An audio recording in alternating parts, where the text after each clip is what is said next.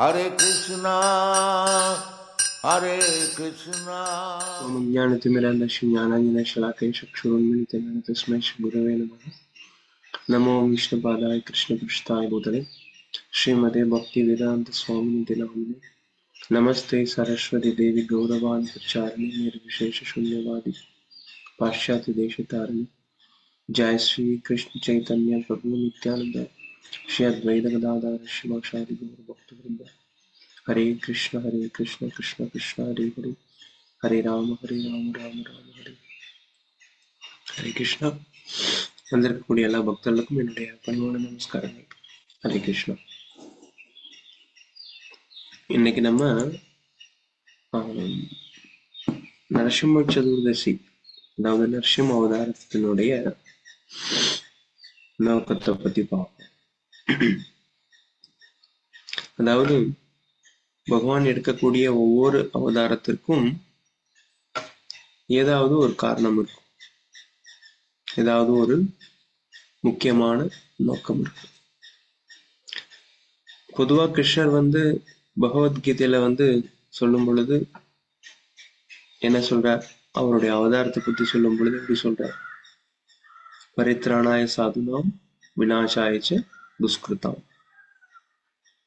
அதாவது பக்தர்களை பாதுகாப்பதற்காகவும் துஷ்டர்களை அழிப்பதற்காகவும் அப்புறம் தர்ம சம்ஸ்தாபனார்த்தாய சம்பவாமி யுகே,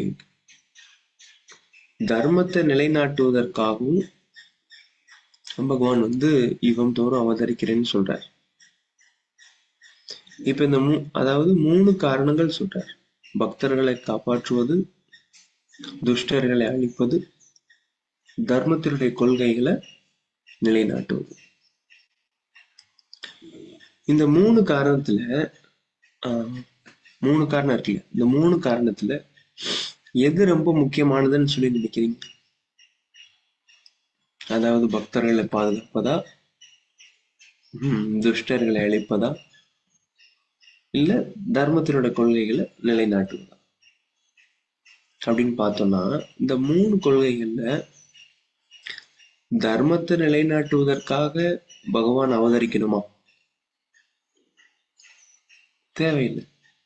ஏன் அப்படின்னா, கிருஷ்ணர் இந்த தர்ம நெறிகளை நிலைநாட்டுவதற்காக அவர் எப்படி செஞ்சிடலாம் அப்படின்னா, அவருடைய நெருக்கமான பக்தர்கள் மூலியமாவே அதை செஞ்சிடலாம். இப்ப நம்ம பெரிய பெரிய ஆச்சாரியர்கள் எல்லாம் நம்ம இந்த பிரபஞ்சத்துல தோன்றி மறையறாங்க.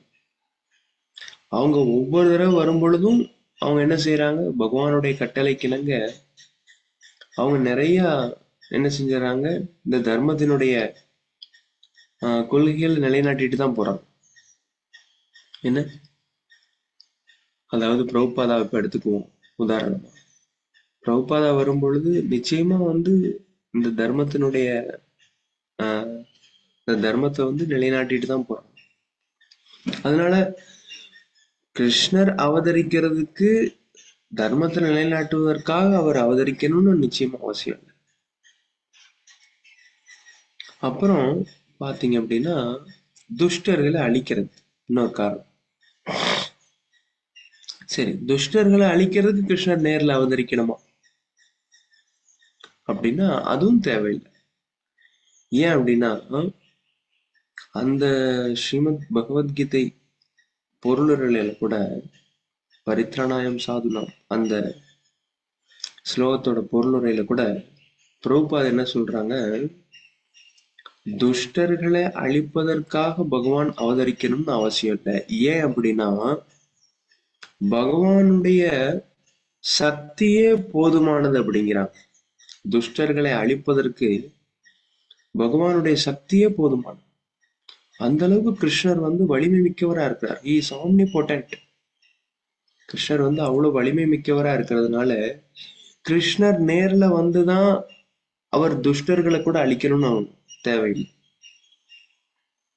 அவருடைய சக்தியே, அவருடைய வல்லமை மிக்க சக்தியே துஷ்டர்களை அவர் அழிக்கணும்னு நினைச்சா அழிச்சிடும். அந்த அளவுக்கு பகவான் சக்தி வாய்ந்தவர். அப்ப தர்மத்தை நிலைநாட்டுறதுக்கு அவர் நேர்ல வரணும்னு அவசியம் இல்லை. துஷ்டர்களை அழிக்கிறதுக்கும் நேர்ல வரணும்னு அவசியம் இல்லை. எதுக்காக நேர்ல வரணும்? அவர் நேர்ல வர வேண்டிய ஒரே காரணம் வந்து பக்தர்களை பாதுகாப்பதற்காக. அதிலும் குறிப்பா பக்தர்களை பாதுகாப்பதற்காகவும் அதே சமயத்துல பக்தர்களுக்கு வந்து சந்தோஷம் கொடுப்பதற்காகவும் அப்படின்னு பிரபுபா சொல்றான்.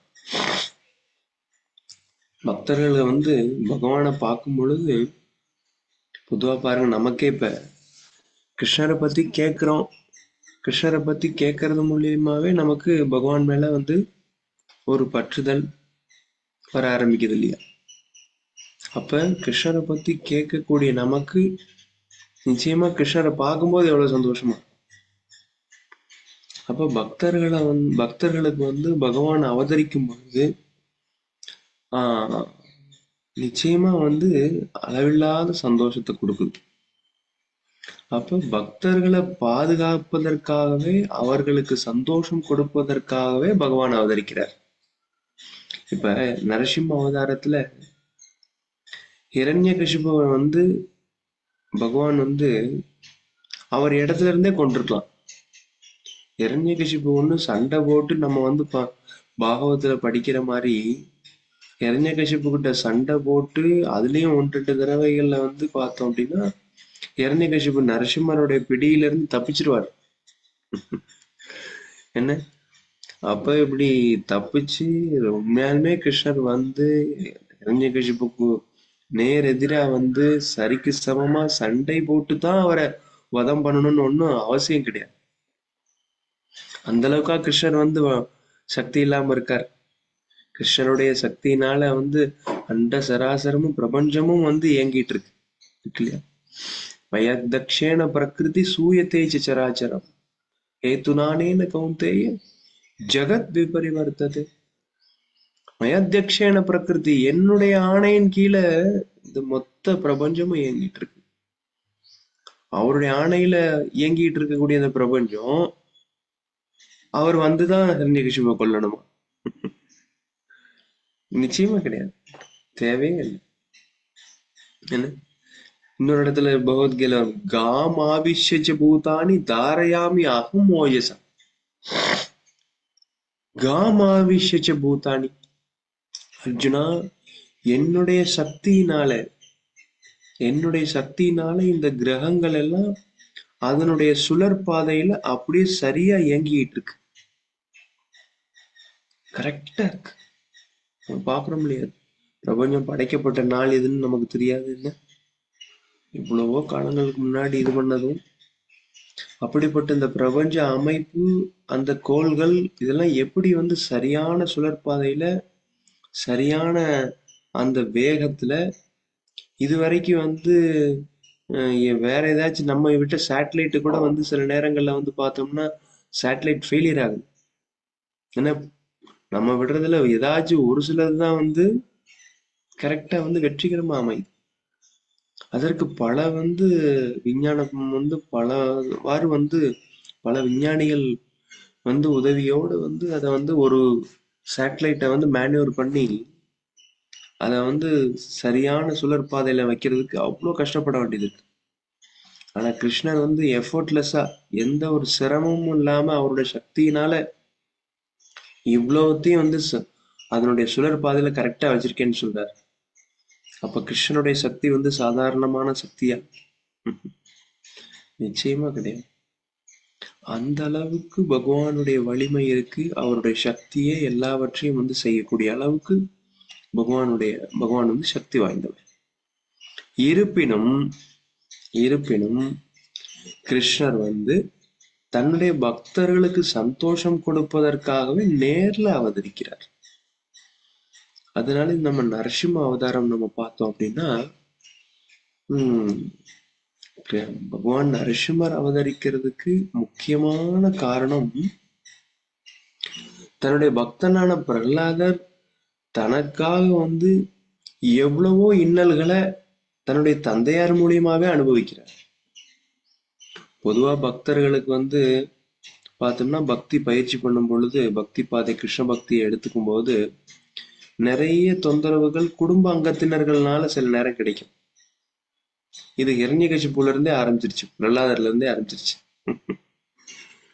இப்ப ஒண்ணும் புதுசு இல்லை. பாத்தீங்க அப்படின்னா நம்ம ஜெபம் பண்ண நம்ம எல்லா பக்தர்களுக்கும் இந்த அனுபவம் இருக்கும். நம்ம கிருஷ்ண பக்தியை எடுத்ததன் பிறகுதான் குடும்ப அங்கத்தினர்கள் சில பேர், சிலர் ஒருத்தருக்கு கொஞ்சம் சாதகமா அமையும். பலருக்கு பாத்தீங்க அப்படின்னா இந்த குடும்ப அங்கத்தினர்கள் தான் என்ன செய்வாங்கன்னா நிறைய இடைஞ்சல்கள் கொடுப்பாங்க, நிறைய இடையூறுகள் கொடுப்பாங்க. ஜெபம் பண்றது ஏன் இதை பண்ணிக்கிட்டே இருக்கீங்கன்னு சொல்லி நம்மளை சொல்லுவாங்க. நம்ம பகவத்கீதை பாகவதம் எடுத்து படிச்சோம்னா ஏன் இந்த வயசுல இதை படிக்கிறீங்கம்பாங்க. 60 வயசுல 70 வயசுல படிக்கக்கூடியவங்களுக்கே அந்த நிலைமை. அதாவது 60 வயசுல 70 வயசுல படிக்கிறவங்களே நீங்க ஏன் இந்த வயசுல படிக்கிறீங்கம்மா எனக்கு கேட்டிருப்போம். அது மாதிரிலாம். அதே மாதிரி நம்ம ஏதாச்சும் ஒரு வெளியில போய் இது சாப்பிடல அப்படின்னா, இன்னும் இதெல்லாம் சாப்பிட மாட்டேங்கிறீங்க நீங்க அப்படின்னு சொல்லுவாங்க. நிறைய நம்ம அப்ப நம்ம கிருஷ்ண பக்தியை பயிற்சி பண்ணும் பொழுது இடைஞ்சல்கள் எவ்வளவு நிறைய நம்ம சொந்த உறவினர்களே கொடுக்குறாங்களோ, அதே மாதிரி பிரகலாதருக்கு அவர் செய்த ஒரே தவறு என்ன தெரியுமா? பிரகலாதர் செய்த ஒரே தவறு கிருஷ்ண பக்திய பிரச்சாரம் பண்ணிட்டார். அவர் அவர் அவர் அவரா பயிற்சி பண்ணியிருந்தாரு கூட எந்த பிரச்சனையும் வந்திருக்காரு. அவர் என்ன செஞ்சிட்டார் அப்படின்னா, அந்த கிருஷ்ண பக்திய அவர் 5 வயசுல இருக்கும் போதே வேற இரண்யகசிபு தந்தையார் பிரபஞ்சத்தையே அடக்கி வச்சிருக்கார். எப்படி பாகவத்துல சொல்ற மாதிரி அவரோட பிரார்த்தனைகளை நேத்து பார்த்தோம் இல்லையா? பிரகலாதர் சொல்றாரு, என்னுடைய தந்தையார் அவருடைய புருவ அசைவுகள்லயே எல்லாரையும் கட்டுப்பாட்டுல வச்சிருந்தார். அப்படிப்பட்ட தந்தையாருக்கு மகனா இருந்து இவருக்கு எவ்வளவு தைரியம் பாருங்க. இதெல்லாம் பார்க்கத்தான் செய்யற. அப்படி இருந்தும் தந்தையாருடைய சக்தி என்னங்கிறது தெரிஞ்சும் அதுக்கு மீறி 5 வயசுல பிரச்சாரம் பண்றார். 5 வயசுல பொதுவா நம்ம 5 வயசுல இப்ப குழந்தைகள் என்ன செய்யும்? 5 வயசுல ரைம்ஸ் தான் சொல்லும். என்ன அதுவும் இப்ப இருக்க போன சில ஆகாத போகாத ரைம்ஸ் தான் சொல்லும். என்னது அது? முன்னாடிலாம் பாட்டுகள் ஏதாச்சும் அர்த்தம் உள்ளதா இருந்தா, இப்ப எல்லாம் rhyme Johnny Johnny yes papa, eating sugar no papa, என்ன இந்த மாதிரி என்ன சும்மா ஏதோ கோர்வையா ஏதோ ஒரு ரைம்ஸ் தான் சொல்லும். ஆனா பிரகலாதர் என்ன செய்யறாரு? அவர் கிருஷ்ண பக்தியை பிரச்சாரம் பண்றாரு. அதுவும் எப்படி பிரச்சாரம் பண்றாரு? அப்படியே தன்னுடைய நண்பர்களுக்கு, சக நண்பர்களுக்கு இடைவெளி கிடைக்கிற நேரத்துல கிருஷ்ண பக்தியினுடைய ஆழ்ந்த தத்துவங்களை அப்படியே பிரச்சாரம் பண்றாரு. இதுதான் அவர் பண்ணின ஒரே தப்பு தன்னுடைய வாழ்க்கையில. அதுவும் ரொம்ப வருஷம் வாழ்ந்த பெரிய முதியவர்ல அவரு. 5 வயசு தான். 5 வயசுல அவர் இவ்வளவு பேசுறாரு. எப்படி கத்துக்கிட்டாரு? இதுதான் அதுக்கு அடுத்தது. தன்னுடைய தாயுடைய கருவறையில இருக்கும் பொழுதே அங்க நாரத முனிவர் எல்லாத்தையும் சொல்லிட்டார். எல்லாத்தையும் கத்து கொடுத்துறாரு. கிருஷ்ண பக்தி சம்பந்தமா கிருஷ்ண பக்தியினுடைய அந்த விஞ்ஞானத்தையே கொடுத்துறாரு. அதனாலதான் பாருங்க, பாகவதம் 7வது காண்டத்துக்கு தலைப்பு என்ன? Science of God. என்ன? கடவுளை பற்றிய விஞ்ஞானம். அந்த கடவுள் பகவானை பத்திய விஞ்ஞானம். இந்த பகவானை பத்திய விஞ்ஞானத்தை நம்மளா தெரிஞ்சுக்க முடியாது. நிச்சயமா நம்மளா தெரிஞ்சுக்க முடியாது. உள்ள விஞ்ஞானத்தையே நம்ம சில நேரம் நம்ம தலை வெடிச்சிட மாட்டிருக்கு. எப்படி இதெல்லாம் நடக்குது அப்படி. அப்படி இருக்கும்போது கிருஷ்ணரை பத்திய விஞ்ஞானத்தை நம்மளால எல்லாம் புரிஞ்சுக்க முடியாது. அது தகுதி வாய்ந்த சீல பரம்பரையில வரக்கூடிய அதிகாரப்பூர்வமான ஆச்சாரியர்கள் நமக்கு சொல்லி கொடுத்தா மட்டுமே நம்மளால புரிஞ்சுக்க முடியும். அப்படி தகுதி வாய்ந்த ஆச்சாரியரா ஒரு அதிகாரப்பூர்வமான ஆன்மீக குரு பிரகலாதர் கிடைச்சாங்க, நாரதர் கிடைச்சார். அது பிரகலாதருடைய பெரும்பாக்கியம். நாரதர் கிடைச்சார். நாரதருடைய கருணையினால பகவானை பத்தின அவ்வளவு விஷயங்களும் தாயோட கருவறையில இருக்கும் போதே கத்துக்கிட்டார். அதனால அவர் 5 வயசு தான் இருந்த போதிலும் கூட தன்னுடைய சக மாணவர்களுக்கு, நண்பர்களுக்கு அவ்வளவும் சொல்லித்தரார். இதுதான் அவர் பண்ண தப்பு. இதுதான் அவர் பண்ண தப்பு. இதற்கு தண்டனையாத்தான் ஹிரண்யகசிபு என்னென்னவோ செஞ்சார், நம்ம எல்லாருக்கும் தெரியும். ஆனா இவ்வளவும் பிரகலாதர் பாருங்க, அவர் எவ்வளவு பொறுமை வாய்ந்தவரா இருக்கணும் பாரு. 5 வயசுல என்ன தெரியும், ஆனா எவ்வளவு பக்குவமான ஒரு பக்தரா, எவ்வளவு உத்தமமான பக்தரா, எவ்வளவு தெய்வீகமான குணங்களை வெளிப்படுத்தியிருப்பார். இவ்வளவு ஹிரண்யகசிபு கொடுமைப்படுத்தியும் கூட என்னென்ன வழிகள்லயோ பண்றார். எதற்காச்சும் பிரகலாதர் என்னை ஏன் இப்படி பண்ணிட்டீங்கன்னு சொல்லி கேட்ட மாதிரி ஏதாச்சும் நம்ம பாவத்துல படிக்கிறோமா? கிடையாது. என்னை ஏன்பா இப்படி பண்றீங்க, நான் உங்களுக்கு என்னென்ன கஷ்டம் கொடுத்தேன் அப்படிங்கிற மாதிரி ஏதாச்சும் வாதிட்டு இருக்காரா ஹிரண்யகசிபு கிட்ட? இல்லையே. அவ்வளவையும் பொறுமையா எடுத்துக்கிட்டார். இன்னைக்கெல்லாம் நம்ம பாக்குறோம், சின்ன குழந்தைங்க ஏதாச்சும் ஒண்ணு பேசும்போதோ இது பண்ணும் போதோ ரொம்ப கொஞ்சம் கொஞ்சம் கவனமா பேசலன்னா, கொஞ்சம் இதா பேசுங்கப்பா, எனக்கு டென்ஷன் ஆயிரும் அப்படிங்கிறாங்க குழந்தைங்க. கொஞ்சம் கவனமா பேசுங்க, எனக்கு டென்ஷன் ஆயிரும். நேத்து இந்த குழந்தைகளுக்கான கேம்ப் ரெஜிஸ்ட்ரேஷன் பண்றதுக்கு ஒருத்தங்க நம்மளை கூப்பிட்டு இருந்தாங்க. அப்ப இந்த மாதிரி எல்லாம் இதை பத்தி சொல்லிட்டு இருந்தோம். நீங்களும் சாமி எங்களுக்கும் எங்க குழந்தைய ரெஜிஸ்டர் பண்ணணும், பையனை ரெஜிஸ்டர் பண்ணணும் அப்படின்னு சொல்லி, எதை பத்தி சொல்லி தருவீங்க அப்படின்னாங்க. நாங்க இந்த மாதிரி ராமாயணம் மகாபாரதத்துல இருந்து இருக்கக்கூடிய நல்ல விஷயங்களை குழந்தைகளுக்கு அவங்களுக்கு புரியுற மாதிரி சொல்லி தருவோம். ஓ அப்படியா சாமி, ரொம்ப ரொம்ப முக்கியமானதெல்லாம் சொல்லி தரணும். ஏன்னா என் பையனுக்கு 6 வயசு ஆகுதுங்க சாமி. பிரகலாதர் வயசுன்னு வச்சுக்கோங்களேன், 6 வயசு ஆகுது. ரொம்ப கோவப்படுறான். சமயத்துல அவன் கோவப்படுறதுனால ரொம்ப பிரச்சனை ஆகுது வீட்டுல. 6 வயசு படிக்கக்கூடிய பையனுக்கு அதிகமான கோவப்படுறான், அதனால வீட்டுல ரொம்ப பிரச்சனை ஆகுது. அதனாலதான் இந்த கிளாஸுக்கு அனுப்பலான்னு நினைச்சேன்.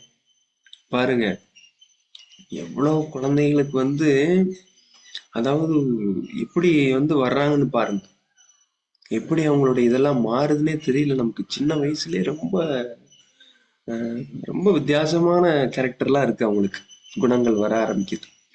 ஆனா பிரகலாதர் 5 வயசுல அவர் இவ்வளவு கஷ்டப்படுத்தியும் கூட ஒரு தடவை கூட ஹிரண்யகசிபுவை எதிர்த்து ஏதாச்சும் பேசியோ, ஒரு தடவை கூட ஏதாச்சும் மத்தவங்கள, ஹிரண்யகசிபுவினால ஏவப்பட்ட அசுரர்கள் தொல்லை கொடுத்த போது அவங்கள எதிர்த்தோ பேசின மாதிரி இதுவே இல்லை பாவத்துல. அப்ப எவ்வளவு பொறுமையா இருந்திருக்காரு பாரு. சைத்தன்ய மகாபுருஷர் சொல்ற மாதிரி, திருநாதபி சுனிசேன தரோரபி சகிஷ்ணுனா, எவ்வளவு பொறுமையா இருந்திருக்காரு. அதிலும் பாத்தீங்கன்னா முழுமையா பகவானுடைய உணர்வுல இருந்ததுனால அவர்னால இது எதுவுமே அவருக்கு செய்த கஷ்டங்களை அவருக்கு பெருசா தெரியல. பகவானுடைய உணர்வுல முழுமையா ஆழ்ந்து இருந்ததுனால, கிருஷ்ணருடைய அந்த ஞாபகத்திலேயே இருந்ததுனால, அவருக்கு ஹிரண்யகசிபுனால கொடுக்கப்பட்ட துன்பங்கள் அனைத்தும் ஒரு மதிப்பில்லாத விஷயம் மாதிரி ஆயிடுச்சு. அதனால அவர் பாதிக்கவே படல அந்த அளவுக்கு. அதனாலதான் பிரகலாதரை பத்தி நம்ம சொல்லும் பொழுது என்ன சொல்றோம்? விஷ்ணு ஸ்மரணம், ஸ்மரணத்தினாலேயே பக்குவமானவங்க யாரு? பிரகலாதர் தான். பிரகலாதர் தான் பகவானை நினைத்ததுலயே பக்குவமானார். விஷ்ணு ஸ்மரணம் 9 அங்கங்கள் கொண்ட பக்தி சேவையில ஸ்ரவணம், கீர்த்தனம், விஷ்ணு ஸ்மரணம், பகவான் விஷ்ணு நினைக்கிறதும் ஒரு பக்தி சேவை இல்லையா? அது ஒரு அங்கம் இல்லையா? அந்த பகவானை நினைப்பதற்குரிய அந்த பக்தி சேவையில அதை நினைச்சதுனாலேயே பக்குவமானவர். அந்த அளவுக்கு சதா பகவானை நினைச்சிட்டே இருந்தார். நம்மளுடைய மனங்கள்ல எப்படி ஆகுது அப்படின்னா, பகவானை நினைக்கிறதுக்கு நம்ம முயற்சி பண்ணினாலும் சில நேரங்கள்ல நம்மளுடைய மனதினுடைய ஆஹ் வீக்னஸ், நம்மளோட மனதினுடைய இதனால நம்மளால நினைப்பது சாத்தியம் இல்லாம போகுது. ஆனா பிரகலாதர் மாதிரி உத்தம பக்தர்களுக்கு பகவானை நினைச்சுக்கிட்டே சதா நினைச்சுக்கிட்டே இருக்காங்க. அவங்களாம் மகாத்மா. கிருஷ்ணர் பகவத்கீதையில சொல்றாரு இல்லையா, என்ன சொல்றார்? சததம் கீர்த்தயந்தோ மாம் யதந்த சித்தர்த்தவர்த்தக நமஷ்யந்தஸ்ய மாம் பக்த நித்தியுக்தா உபாசத்து. சததம், எப்பொழுதுமே என்னுடைய பக்தர்கள் என்னுடைய புகழ் பாடிட்டு இருப்பாங்க, என்ன நினைச்சிட்டு இருப்பாங்க. அப்படி நினைப்பாங்க, அப்படி புகழ் பாடுவாங்க. அடுத்து என்ன செய்வாங்க?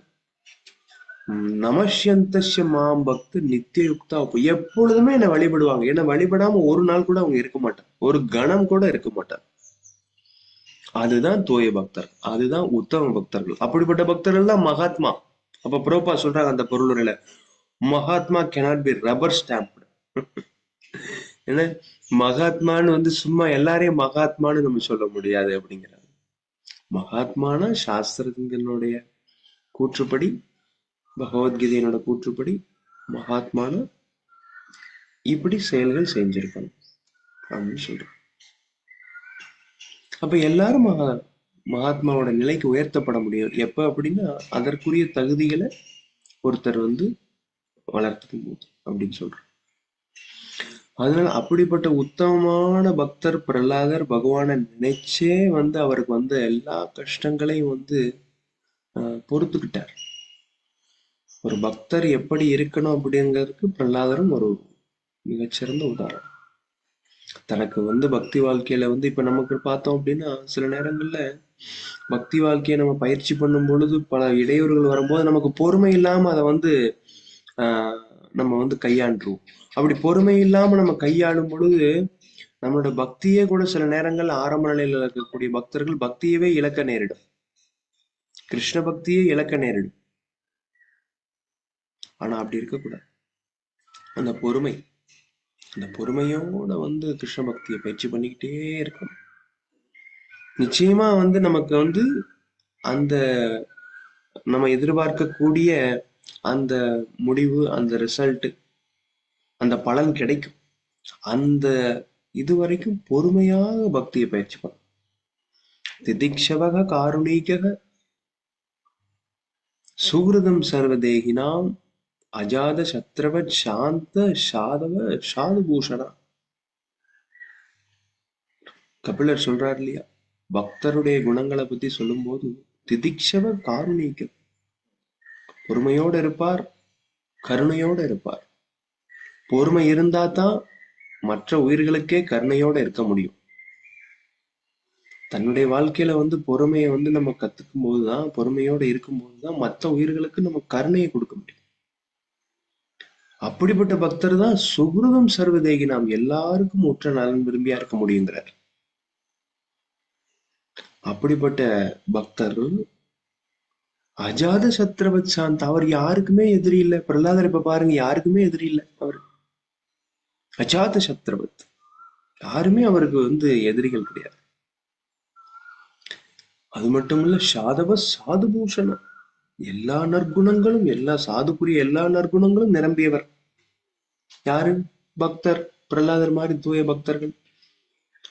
எல்லா நற்குணங்களும் அவருக்கு நிரம்பி இருந்ததுனாலதானே எவ்வளவு இன்னல்கள் பொறுத்துக்கிட்டார், பகவான நினைச்சிட்டே இருந்தார். அதனால அப்படிப்பட்ட பக்தருக்காக அவதரிச்சவர் தான் நரசிம்மர். அப்படிப்பட்ட ஒரு உத்தமமான பக்தருக்காக நிஜபிருத்தி சத்தியம், என்னுடைய பக்தன் சொல்வது உண்மையே, இந்த தூண்லையும் நான் இருக்கேன்னு சொல்லி வந்தார்.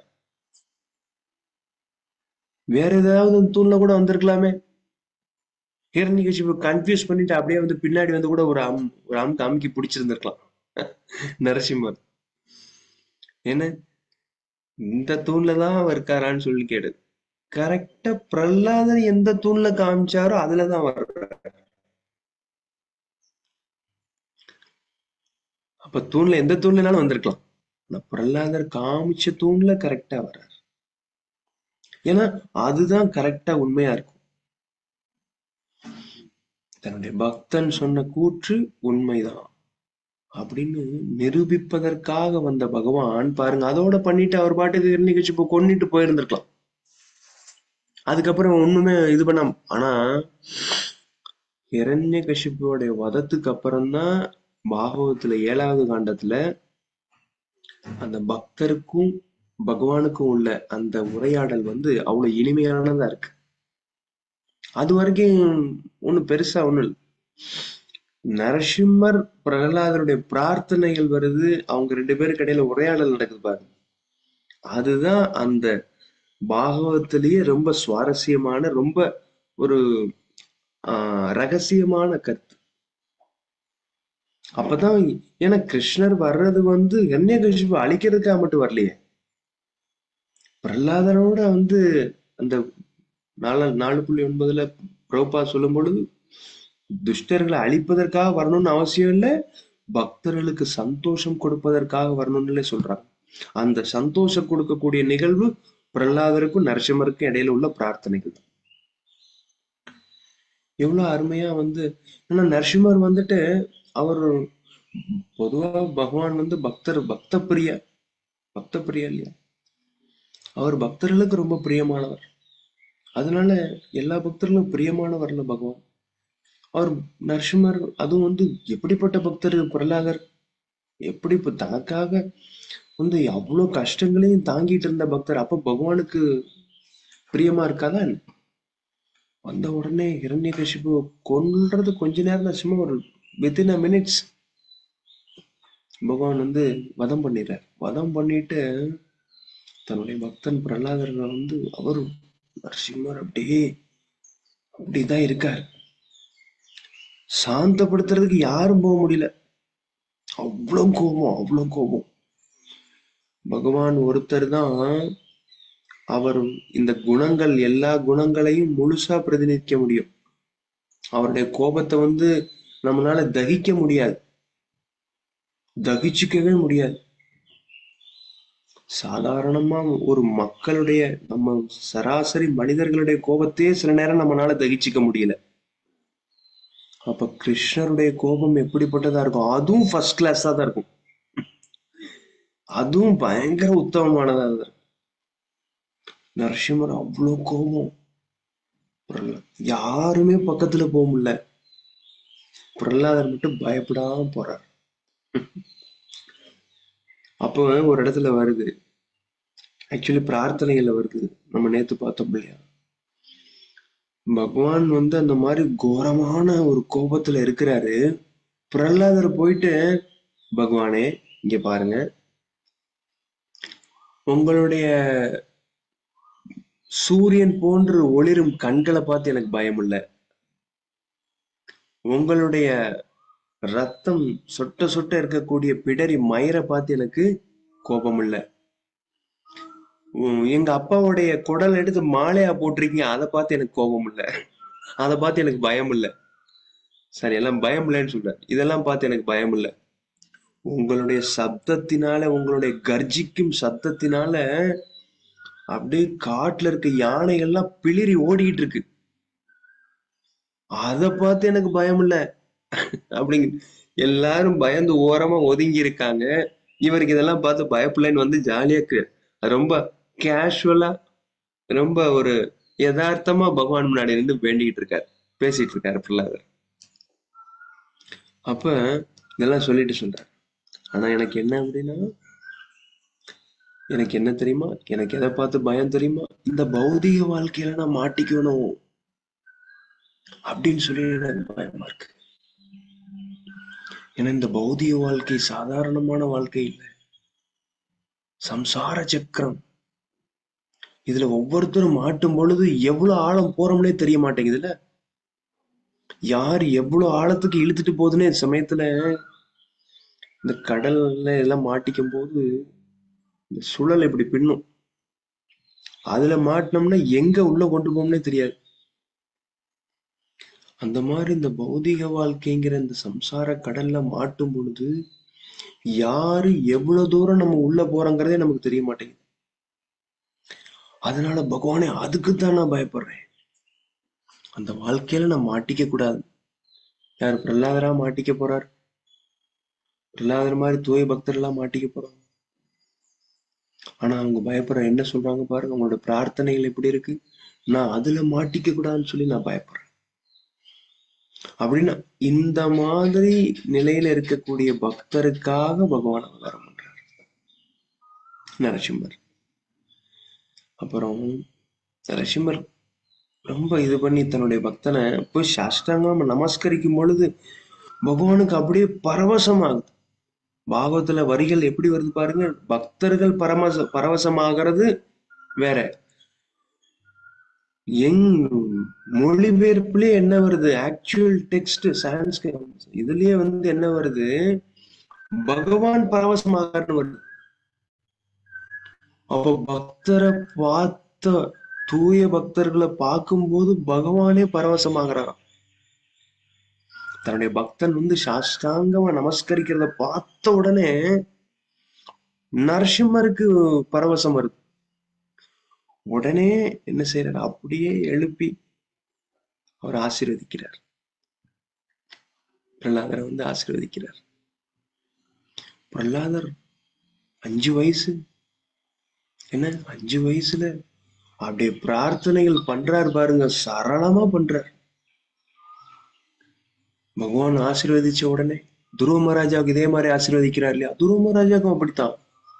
அவர் இதே 5 வயசு தான், காட்டுக்கு போறாரு, எல்லாம் பகவானை பார்க்கணும்ட்டு போயிடுறாரு, ராஜ்யம் வேணும்ட்டு போறாரு வேண்டுகோளோட.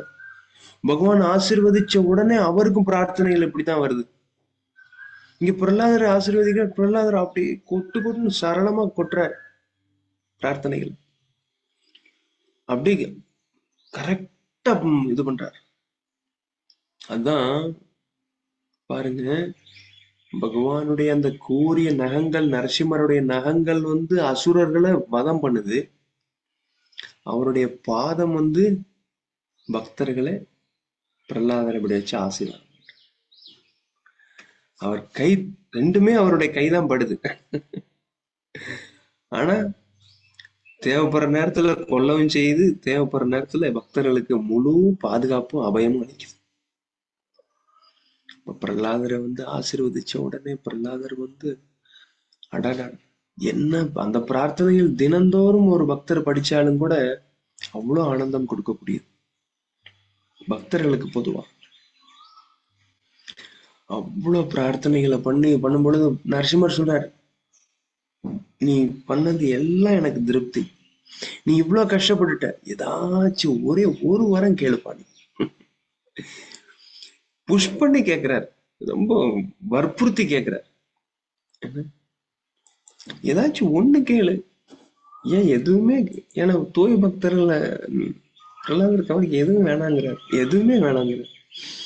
நம்மளா இருந்திருந்தோம்னா அவருக்கு நரசிம்மருக்கு நம்மளுக்காக வரப்போறதுல ஃபர்ஸ்ட் நரசிம்மர், அது வேற. நம்மளுடைய பக்தி நிலை எந்த அளவுக்கு நம்ம பயிற்சி பண்றோங்கிறது நமக்கு தான் தெரியும். அதனால வருவாராங்கிறது சந்தேகம்தான், அது வேற.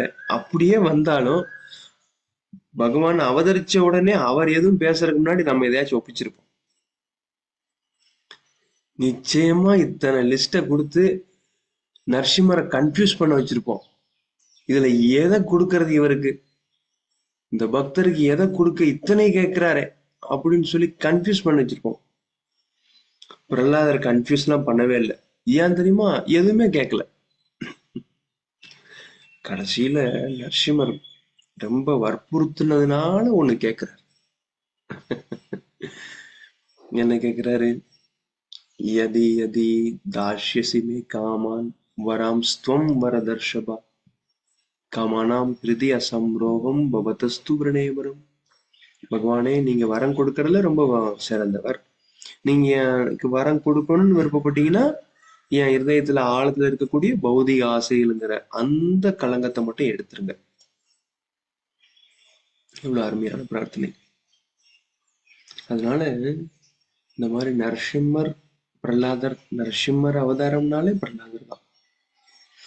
அப்ப இவங்க 2 பேருக்கு இடையில நடந்த அருமையான ஒரு அந்த அவதாரம் தான் பக்தருக்கும் பகவானுக்கும் இடையில நடந்த ஒரு அருமையான ஒரு சுவாரஸ்யமான உரையாடல் தான் அந்த நரசிம்மர்கிட்ட பிரகலாதர் வந்து பிரார்த்திக்கக்கூடிய பிரார்த்தனைகள் இருக்கு. நேற்று கூட நம்ம அதை வந்து இது பண்ணிட்டு கொஞ்சம் பாதிக்கு மேல நேரம் இல்லாதனால எடுக்க முடியல. அதனால பக்தர்களுக்கு வந்து என்னைக்கும் வந்து சந்தோஷம் அளிப்பதற்காகவே பகவான் அவதரிக்கிறார். அதுல நரசிம்ம அவதாரமும் விதிவிலக்கல்ல. हरे कृष्णा महामंत्रम की जय। जय श्री नरसिंहदेव भगवान की जय। भक्त प्रहलाद महाराज की जय। शील प्रभुपाद की जय।